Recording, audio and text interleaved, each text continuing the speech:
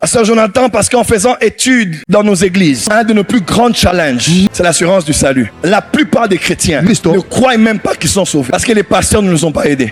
Ainsi, nous nous réveillons tous les jours, pour s'être habillés, mais en tenant compte du fût du sang de Jésus qu'il y a dans la chambre. Dans un fût qui nous accompagne toute la journée. Parce que l'enlèvement peut avoir lieu à n'importe quel moment. Et celui qui n'est pas lavé, celui qui n'est pas purifié, est susceptible.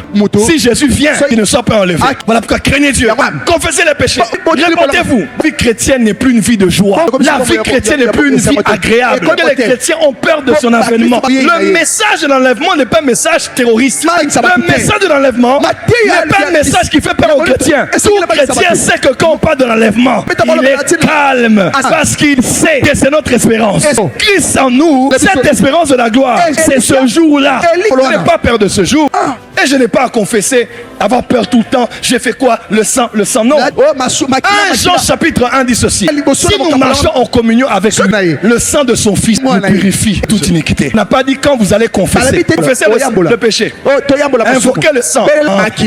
Non, tu marches seulement en communion avec Dieu. Le sang de Jésus lui-même se charge de te purifier. Je n'ai pas à attendre la fin de la journée pour condenser les péchés de la journée. Demander pardon à Dieu. Papa, sois relax. Si tu aimes Dieu, tu marches dans la parole. La parole est en toi. Tu aimes Dieu sincèrement. Même si tu n'es pas parfait, le sang de Jésus te purifie déjà.